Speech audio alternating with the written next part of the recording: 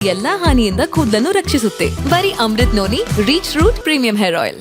ನರೇಂದ್ರ ಮೋದಿಗೆ ದೇಶ ದೇಶ ದೇಶ ದೇಶ ದೇಶ ನನ್ನದು ಅಂದ್ರೆ ಈ ದೇಶ ನನ್ನದು, ಇಲ್ಲಿನ ಜನ ನನ್ನವರು, ಈ ದೇಶ ಜಗದ್ಗುರು ಆಗ್ಬೇಕು, ಈ ದೇಶದ ಜನ ಜಗತ್ತಿನೆಲ್ಲೆಡೆ ಗೌರವಕ್ಕೆ ಒಳಪಡಬೇಕು, ಈ ಭೂಮಿ ಹಂಗಾಗ್ಬೇಕು, ನನ್ನ ನೀರು ಹಂಗಿರ್ ಎಲ್ಲ ಕನಸು ಕಟ್ತಾರೆ. ರಾಹುಲ್ ಗಾಂಧಿನೂ ಹಾಡು ಕೇಳ್ತಾನೆ, ಈ ದೇಶ ನನ್ನದು, ನಮ್ಮ ಅಪ್ಪಂದು, ನಮ್ಮ ಅಜ್ಜಿದು, ನಮ್ಮ ಮುತ್ತಾತಂದು, ನಮ್ಮ ಸ್ವಂತ ಆಸ್ತಿ, ಇಲ್ಲಿ ನಾವೇ ಆಳ್ಬೇಕು, ನಾನ್ ಬಿಟ್ರೆ ಬೇರೆಯವ್ರು ಇರಬಾರ್ದು. ಡಿಫರೆನ್ಸ್ ನೋಡಿ, ಒಂದೇ ಹಾಡು. ಯಾರಿಗೆ ವೋಟ್ ಹಾಕಬೇಕು ಅನ್ನೋದಕ್ಕೆ ಈ ಹಾಡು ಹೇಗೆ ಅರ್ಥ ಮಾಡ್ಕೊಳ್ತಾರೆ ಅನ್ನೋದ್ರಲ್ಲಿ ಅರ್ಥ ಮಾಡ್ಕೋಬಹುದು ಅಂತ. ನರೇಂದ್ರ ಮೋದಿ ಈ ದೇಶವನ್ನ ಕಟ್ಟಿಕೊಟ್ಟ ರೀತಿ ಇದೆಯಲ್ಲ, ಇದು ನನ್ನದ್ದು ಅನ್ನೋ ಭಾವದಿಂದ. ನರೇಂದ್ರ ಮೋದಿ ಕಳೆದ 10 ವರ್ಷಗಳಲ್ಲಿ ರೆಕಾರ್ಡ್ ಇದು. ಬಹುಶಃ ಈ ದೇಶದ ಯಾವ ಪ್ರಧಾನಿ, ಯಾವ ಮುಖ್ಯಮಂತ್ರಿಯೂ ಆಲೋಚನೆ ಮಾಡದೇ ಇರುವಂತದ್ದು. ರಾಹುಲ್ ಗಾಂಧಿಯಿಂದಂತೂ ಸಾಧ್ಯವೇ ಇಲ್ಲದ್ದು. ಪ್ರತಿ ಬಾರಿ ಎಲೆಕ್ಷನ್ ಕ್ಯಾಂಪೇನ್ ಮುಗಿದ ತಕ್ಷಣ ರಾಹುಲ್ ಗಾಂಧಿ ಇಲ್ಲ ಥಾಯ್ಲ್ಯಾಂಡ್ಗೋ ಮತ್ತೆಲ್ಲಿಗೋ ಹೋಗಿ ಒಂದು 8 ದಿನ ಇದ್ದು ಬರೋದನ್ನ ನಾವು ನೋಡಿದ್ದೀವಿ. ನಮ್ಮಲ್ಲಿ ಅನೇಕ ಮಂತ್ರಿಗಳು, ಅನೇಕ ಶಾಸಕರು ಎಲೆಕ್ಷನ್ ಪ್ರಚಾರ ಮುಗಿದ ತಕ್ಷಣ ಎಲ್ಲೋ ಒಂದ್ ಕಡೆ ಹೆಂಡತಿ ಮಕ್ಕಳ ಜೊತೆ ಟ್ರಿಪ್ಪಿಗೆ ಹೋಗೋದನ್ನ ನೋಡಿದ್ದೀವಿ. ಆದರೆ ಈ ಮೋದಿ ಅನ್ನೋ ಪುಣ್ಯಾತ್ಮ ಕಳೆದ 10 ವರ್ಷಗಳಿಂದ ಒಂದೇ ಒಂದು ದಿನವೂ ತನ್ನ ಕೆಲಸಕ್ಕೆ ರಜೆ ತೆಗೆದುಕೊಳ್ಳದೆ ಪ್ರತಿದಿನ 24 ಗಂಟೆಯಲ್ಲಿ 18 ದಿನಗಳ ಕಾಲ ನಮಗೋಸ್ಕರ ಕೆಲಸ ಮಾಡಿದ್ಯಲ್ಲ, ಒಂದೇ ಒಂದು ಕಾರಣಕ್ಕೆ, ನಮ್ಮನ್ನ ಪರಿವಾರ ಅಂತ ಭಾವಿಸಿರೋದ್ರಿಂದ. ಮೋದಿಗೆ ಪರಿವಾರ ಇಲ್ಲ ರೀ, ಪರಿವಾರ ಬಿಟ್ಟು ಓಡೋಗಿರೋನು ಆತ ಅಂತ ಬಿಹಾರದ ನಾಯಕನೊಬ್ಬ ಹೇಳಿದ್ರೆ ಈ ದೇಶ ಜನ ಪ್ರತಿಕ್ರಿಯಿಸಿದ ಹೆಂಗೆ ಗೊತ್ತಾ? ಆತ ಪರಿವಾರ ಬಿಟ್ಟು ಓಡೋಗ್ಲಿಲ್ಲಪ್ಪ, ಈ ದೇಶದ 128 ಕೋಟಿ, 140 ಕೋಟಿ ಜನರನ್ನ ತನ್ನ ಪರಿವಾರ ಅಂತ ಭಾವಿಸಿಕೊಂಡು ನಾನು ಮೋದಿ ಪರಿವಾರ ಅಂತ ಹೇಳುವ ಮಟ್ಟಿಗೆ ಆಗಿದೆಯಲ್ಲ, ಇದು ನರೇಂದ್ರ ಮೋದಿ ಮಾಡಿರುವಂತ ಅದ್ಭುತವಾದ ಕೆಲಸ ಅಂತ. ಎಲ್ಲರೂ ಮೋದಿ ಪರಿವಾರ ಅನ್ನುವಂತ ಈ ಬ್ಯಾನರ್ನ ಅಥವಾ ಈ ಪ್ಲೆಕಾರ್ಡ್ನ ಏನ್ ಹಾರಾಡಿಸ್ತಿದ್ದೀರಾ, ಇದು ಮೋದಿಯ ಪರಿವಾರ ಎಷ್ಟು ದೊಡ್ಡದಾಗಿದೆ ಅಂತ. ಬಹಳ ಜನ ಹೇಳ್ತಾರೆ ಬಿಜೆಪಿ ಜಗತ್ತಿನ ಅತ್ಯಂತ ದೊಡ್ಡ ಪಕ್ಷ, ಬಹಳ ಜನ ಹೇಳ್ತಾರೆ ಸಂಘ ಅತ್ಯಂತ ದೊಡ್ಡ ಆರ್ಗನೈಸೇಷನ್. ಆದರೆ ನನಗೆ ಇನ್ನೊಂದನ್ನು ಆಡ್ ಮಾಡಬಹುದು ಅನ್ಸುತ್ತೆ, ಜಗತ್ನಲ್ಲಿ ಅತ್ಯಂತ ದೊಡ್ಡ ಪರಿವಾರವನ್ನು ಹೊಂದಿರುವಂತ ವ್ಯಕ್ತಿ ಅಂತ ಯಾರಾದ್ರೂ ಇದ್ರೆ ಅದು ನರೇಂದ್ರ ಮೋದಿ ಅಂತ. 150 ಕೋಟಿ ಜನರ ಪರಿವಾರ. ಇದರಲ್ಲೊಂದು 20-25 ಕೋಟಿ ಜನರನ್ನು ತೆಗೆದ್ರು, 20-25 ಕೋಟಿ ಜನರನ್ನು ತೆಗೆದ್ರು ಒಂದು 120-125 ಕೋಟಿ ಜನ ಇದಾರಲ್ರಿ ಪರಿವಾರದಲ್ಲಿ. ಯಾರ ಪರಿವಾರ ಇಷ್ಟು ದೊಡ್ಡದಾಗಿದೆ? ಈ ಪರಿವಾರಕ್ಕೋಸ್ಕರ ನಿರಂತರವಾಗಿ ದುಡಿತಾ ಇರುವಂತ ನರೇಂದ್ರ ಮೋದಿ ಅವರಿಗೆ ನಾನು ಮತ್ತೊಮ್ಮೆ ಹೃತ್ಪೂರ್ವಕವಾದ ಕೃತಜ್ಞತೆಗಳನ್ನು ಸಮರ್ಪಿಸಿ, ಅವರು 3ನೇ ಬಾರಿಗೆ ಪ್ರಧಾನಿ ಆಗ್ತಾ ಇರೋದಕ್ಕೆ ಅವರನ್ನ ಮತ್ತೊಮ್ಮೆ ಅಭಿನಂದಿಸಿ ನಾನು ನಿಮ್ಮ ಎದುರುಗಡೆ ಇವತ್ತಿನ ವಿಚಾರವನ್ನ ಮಂಡಿಸಲಿಕ್ಕೆ ಇಚ್ಛೆ ಪಡ್ತೀನಿ.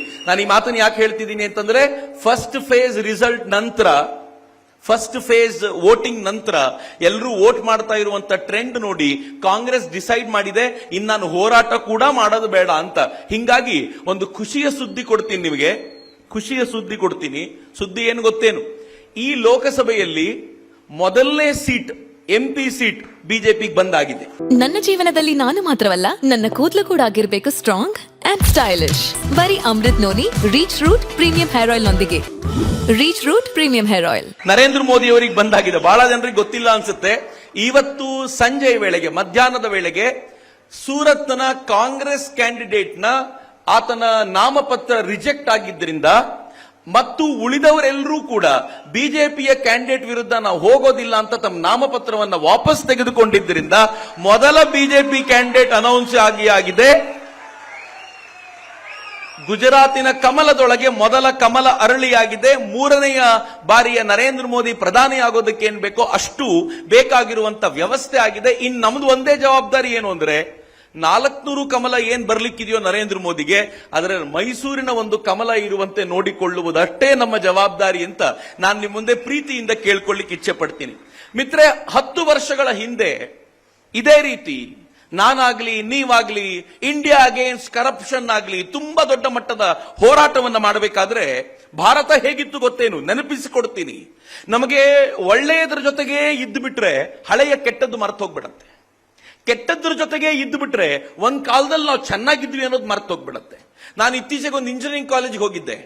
ಇಂಜಿನಿಯರಿಂಗ್ ಕಾಲೇಜಿಗೆ ಹೋಗಿ ನಮ್ಮ ದೇಶದ ರಸ್ತೆಗಳು ಹೆಂಗಿತ್ತು ಗೊತ್ತಾ ಅಂತ ಹೇಳಬೇಕಾದ್ರೆ ಅವರಿಗೆ ಅರ್ಥವೇ ಆಗ್ತಿಲ್ಲ. ಹೆಂಗಿತ್ತು ಸರ್, ಯಾವಾಗ್ಲೂ ಚೆನ್ನಾಗಿತ್ತು ಅಂತಾರೆ.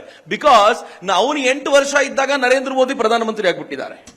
ಅವನು ಕೆಟ್ಟ ರೋಡ್ ನೋಡ್ಲೇ ಇಲ್ಲ, ಅವನು ಕೆಟ್ಟ ನೆಟ್ವರ್ಕ್ ನೋಡ್ಲೇ ಇಲ್ಲ, ಅವನು ಕೆಟ್ಟ ನಲ್ಲಿಯಲ್ಲಿ ನೀರು ಬರೆಯದೇ ಇರೋ ತರ ವ್ಯವಸ್ಥೆ ನೋಡ್ಲೇ ಇಲ್ಲ, ಅವನ್ ದಿನದ 6 ಗಂಟೆ 8 ಗಂಟೆ ಕರೆಂಟ್ ಹೋಗೋದನ್ನ ನೋಡ್ಲೇ ಇಲ್ಲ. ಅವನಿಗೆ ಒಂದ್ ಕಾಲದಲ್ಲಿ ಭಾರತ ಹಿಂಗಿತ್ತಪ್ಪ ಅಂತ ಹೇಳೋದ್ ಹೆಂಗ್ರಿ? ನಂಗೆ ಸಾಕಾಗೋಯ್ತು. ಆಮೇಲೆ ನಾನಂದೆ, ನೀವೆಲ್ಲ ಪುಣ್ಯವಂತರಪ್ಪ, ನೋಡ್ದಾಗ್ಲೇ ವೈಭವದ ಭಾರತವನ್ನು ನೋಡಿದ್ದೀರಾ, ನಾವು ಕರ್ಮವನ್ನು ನೋಡಿದ್ದೀವಿ, ಹಿಂಗಾಗಿ ನಿಮ್ಗೆ ಎಕ್ಸ್ಪ್ಲೈನ್ ಮಾಡ್ಬೇಕಾಗಿ ಬರುತ್ತೆ ಅಂತ. ನಾನು ವಾಪಸ್ ಬಂದಾಗ ಅನ್ಕೊಂಡೆ, ನಮ್ಮ ಅಪ್ಪ ಹೇಳೋರು ನಾವು ಚಿಕ್ಕದ್ನಲ್ಲಿ ಬಡತನ ಹೆಂಗಿತ್ತು ಗೊತ್ತಾ ಅಂತ. ನನಗೆ ಅರ್ಥ ಆಗ್ತಿರ್ಲಿಲ್ಲ ಆಗ. ನಮ್ಮ ಅಪ್ಪ ಹೇಳೋರು ನಿಮ್ಗೆಲ್ಲ ಇದು ಅರ್ಥ ಆಗಲ್ಲ, ನಾವು ಅನುಭವಿಸಿದ್ದೀವಿ ಅಂತ. ಈಗ ನನ್ಗೆ ಗೊತ್ತಾಗುತ್ತೆ ಅವರ ಕಷ್ಟವನ್ನು ನಮ್ಗೆ ಎಕ್ಸ್ಪ್ಲೈನ್ ಮಾಡ್ಲಿಕ್ಕೆ ಅವ್ರಿಗೆ ಎಷ್ಟು ಕಷ್ಟಪಡ್ತಿದ್ರು, ಕಾಂಗ್ರೆಸ್ಸಿನ ಕಾಲ ಎಷ್ಟು ನಿಕೃಷ್ಟವಾಗಿತ್ತು ಅಂತ ಇವತ್ತಿನ ತರುಣರಿಗೆ ಎಕ್ಸ್ಪ್ಲೈನ್ ಮಾಡ್ಲಿಕ್ಕೆ ನನಗಷ್ಟೇ ಕಷ್ಟ ಆಗುತ್ತೆ. ಆದ್ರೆ ಇಲ್ಲಿರುವಂತ ಬಹುತೇಕರು ತುಂಬಾ ಚೆನ್ನಾಗಿ ಗೊತ್ತಿರಬಹುದು. 10 ವರ್ಷಗಳ ಹಿಂದೆ ನಾನು ಮಾತನಾಡ್ಲಿಕ್ಕೆ ಅಂತ ಬರಬೇಕಾದ್ರೆ ಭಾರತ ಎಲ್ಲಿತ್ತು ಗೊತ್ತಾ? ಎಕನಾಮಿಕಲಿ ಭಾರತ ಫ್ರೆಜೈಲ್ ಫೈನಲ್ ಇತ್ತು. ಅನುಕ್ಷಣದ ಸುದ್ದಿಗಳಿಗಾಗಿ ವಿಸ್ತಾರ ನ್ಯೂಸ್ ಯೂಟ್ಯೂಬ್ ಚಾನೆಲ್ ಸಬ್ಸ್ಕ್ರೈಬ್ ಮಾಡಿ. ಹೊಸ ಸುದ್ದಿಗಳ ನೋಟಿಫಿಕೇಶನ್ಗಾಗಿ ಬೆಲ್ ಐಕಾನ್ ಕ್ಲಿಕ್ ಮಾಡಿ. ಲೇಟೆಸ್ಟ್ ಅಪ್ಡೇಟ್ಸ್ಗಾಗಿ www.vistaranews.com ವೆಬ್ಸೈಟ್ಗೆ ವಿಸಿಟ್ ಮಾಡಿ. ಅಂಗೈಯಲ್ಲೇ ಜಗತ್ತಿನ ಸುದ್ದಿ ತಿಳಿಯಲು ವಿಸ್ತಾರ ನ್ಯೂಸ್ ಕನ್ನಡ ಆಪ್ ಡೌನ್ಲೋಡ್ ಮಾಡಿ.